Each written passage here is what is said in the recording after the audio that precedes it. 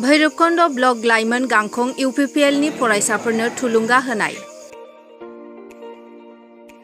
लाइमोना लाइमोननि खामानि मावनायखौ नुनो मोन्दों भैरबकुंड ब्लक लाइमोन गांखं इउपिपिएलखौ।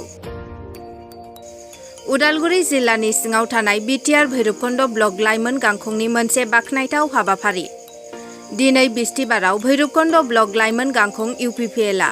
उदालगुरि कलेज अडिटोरियम हलाव 2021-2022 मायथाइयाव मेट्रिक आरो जौसिन आनजादाव सेथि मासि लाना उथ्रिसार जानो हानाय फरायसाफोरखौ बरायनाय हाबाफारि लायो।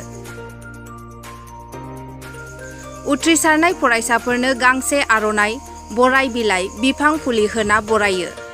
हाबाफारियाव गाहाय आलासि महरै उदालगुरि कलेजनि गोरायुं लुक दैमारि बिथाङा लोगोसे उदालगुरि जिल्ला कमिटि इउपिपिएलनि बिबानगिरि, भैरबकुंड ब्लक इउपिपिएलनि बिबानगिरि, लाइमोन गांखंनि बिबानगिरि आरो आइजो गांखंनि बिबानगिरि,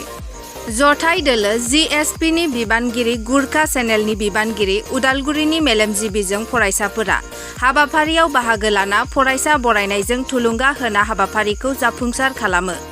हाबाफारिनि सोमोन्दै लाइमोन गांखंनि नेहाथारि आरो गाहाय आलासि बिथांमोना खौरांगिरिनो फोरमायनाय राव। जेसेबां चेनेलफोर बेहाय दिनैनि जिबायदि हाबाफारि बेखौ कभार खालामथ'बाय बिथांमोन गासैखौबो आंनि गोसो गोरबोनिफ्राय साबायखर जासिहरो। नोंथांमोननि बे चेनेलनि जोनैनो आं माने बेखौनो बुंनो लुबैयो जायफोरा बेहाय दिनैनि हाबाफारिखौ बेबस्था खालामदों बिथांमोनखौबो आं गोसो गोरबोनिफ्राय साबायखर जासिहरो आरो बेजों लोगोसेनो बेखौनो बुंनो लुबैयो जे जिबायदि हाबाफारि बे हाबाफारिया जायफोरानो फार्स्ट डिभिजन बा डिस्टिंसन लानानै मेट्रिक एबा हायार सेकेन्डारियाव उथ्रिसार जानो हाबाय बिथांमोननि थाखाय मोनसे थुलुंगानि आगान। बे हाबाफारिनि गेजेरजों जानोबो हागौ जोंनि गथ'फोरा जायफोरा बे फार्स्ट डिभिजनाव उथ्रिसार जानो हाबाय बिथांमोना इयुननि जिबायदि सम बेफोराव साबसिन खालामनो थाखाय बे मोनसे थुलुंगा। आरो जेब्लानाखि सासे सुबुङा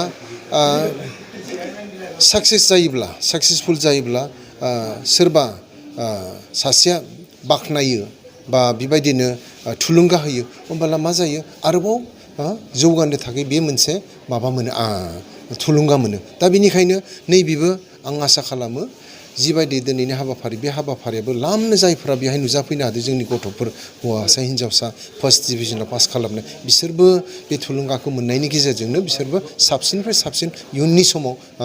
आवगायलांनो हागोन होननानै आं मिजिंथियो। आरो जायफ्रा बे हाबाफारिखौ आखायाव लादों दा बिथांमोना जिबायदि साननानै बे हाबाफारिखौ आखायाव लादों दा बिथांमोनाबो मोजां जोंनि गथ'फोरा भबिसत खालामनो हाथों होननानै बे नोजोरजों बिथांमोना आगानखौ लादों आरो बिथांमोनखौबो आंनि गोसो गोरबोनिफ्राय साबायखर जासिहरो। आं दा सासे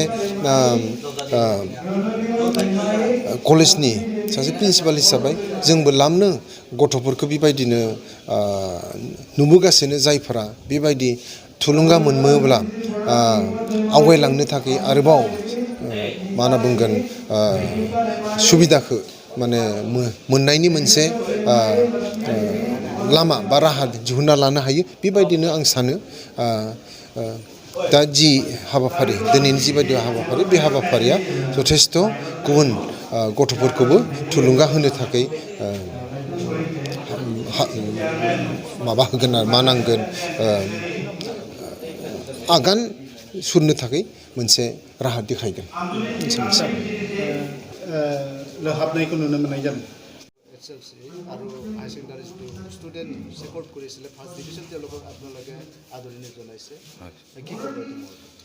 তেওঁলোকক মানে আমি প্ৰথমতে সেৱা বৰ্ডৰ যিবোৰ ষ্টুডেণ্ট আছে ফাৰ্ষ্ট ডিভিজন পোৱা তেওঁলোকক আমি আদৰণি জনাই ইয়াতে আমাৰ বিভিন্ন গেষ্ট আহিছে গেষ্টে তেওঁলোকক ফেলিচিয়েট কৰিছে। তাতে আমি ক'ব লগা এটাই হ'ল যে তেওঁলোকৰ ভৱিষ্যত উজ্জ্বল হওক সেই কামনাৰে যিহেতু ফাৰ্ষ্ট ডিভিজন পাইছে যে সিহঁতে নেক্সটটো আৰু বেটাৰ কৰে আৰু ভাল কৰে যেন আগলৈকে তেওঁলোকৰ যেন ভৱিষ্যতটো উজ্জ্বল হয় আৰু লগতে আমাৰ ওদালগুৰিৰ জাগাখিনি উন্নত হয় কাৰণ ইউথ কেন চেঞ্জ দ্য ফিউচাৰ আৰু তেওঁলোকে আজিৰ দিনত যদি কালিলৈকে যদি ভাল হয় তেতিয়া আমাৰ ফিউচাৰটো ভাল হ'ব সেইখিনিয়ে আমি ক'ব ডেপুটি চিফ আমাৰ BTRৰ তেওঁ MLA 69 ওদালগুৰি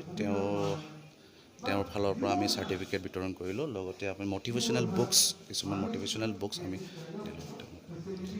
দিলোঁ তেনে ক্ষেত্ৰত সেইবিলাক ষ্টুডেণ্টৰ কাৰণে আপুনি কি পৰামৰ্শ দিয়ে? তেওঁলোকক মই কৈছোঁ এতিয়া নেটৱৰ্কটো ইউজফুল হয় আৰু ইউজলেছো হয় যদি আপুনি ভাল কামত যদি ইউজ কৰে সেইটো আপোনাৰ কাৰণে ইউজফুল আৰু যদি আপুনি সেইটো যদি টাইম ৱেষ্ট কৰে তেতিয়াহ'লে আপোনাৰ কাৰণে সেইটো বেয়া সেইকাৰণে আমি তেওঁলোকক কওঁ যে যোনটো বস্তুত ইউজ কৰা যোনটো ইউজেবলখিনি তেওঁলোকে যেন গ্ৰহণ কৰে কাৰণ আজি তেওঁলোকে কৰিলেহে তেওঁলোকে ফিউচাৰটো কালি দেখা পাব নহ'লে আজি যদি তেওঁলোকে হেৰি কৰি দিয়ে ফিউচাৰটো বেয়া হৈ যায় আৰু আমাৰ সকলোৰ কাৰণে এটাই যে আমাৰ ফিউচাৰটো তেওঁলোকৰ হাতত আছে চ' মই তেওঁলোকক এটাই ক'লোঁ যে কৰিবা ইউজ কিন্তু লিমিটেড কৰিবা যিখিনি ইউজফুলখিনি তেওঁলোকে হেণ্ডেল কৰিব যিহেতু বহুখিনি দৰিদ্ৰ পৰিয়ালৰ লোক আছে তেওঁলোকে উত্তীৰ্ণ হৈ গৈছে ভাল কলেজত নামভৰ্তি কৰিবৰ কাৰণে অসমৰ্থক তেনে ক্ষেত্ৰত আপোনালোকৰ চৰকাৰে যিহেতু চলাই আছে BTRখনত তেওঁলোকৰ কাৰণে কিবা সাহায্যৰ কথা আপোনালোকে চিন্তা কৰিছে হয় ছাৰে ইতিমধ্যে কিছুমানক এনেকৈ বিচাৰি মানে গোটেই বিচাৰি মানে স্কলাৰশ্বিপ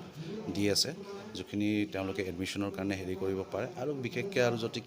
কাৰোবাৰ প্ৰব্লেম আছে তেওঁলোকে আমাৰ আগত আহিব পাৰে আহি পেলাই এইখিনি বস্তু আমাক তেওঁলোকে ক'ব পাৰে কৈ পেলাই আমি সেইটোৰ ওপৰত আমি বিচাৰোঁ ঠিক আছে